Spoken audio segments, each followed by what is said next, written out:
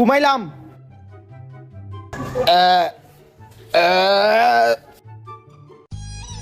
বাপ হারামজাদা সব খেয়াল এলো, একটু ডাইল আছে ডাইলই খাই।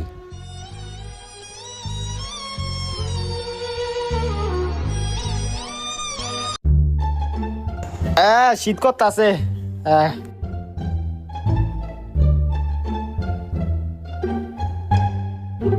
ঘুমাইতাছে না, বাপে আমার এত অত্যাচার করে না, আজকে আমি বাপের মাইরালাম।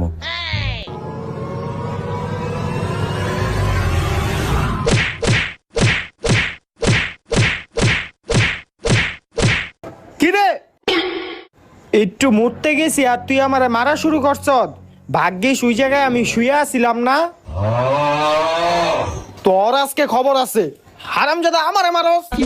ইয়া তোর এত বড় সাহস।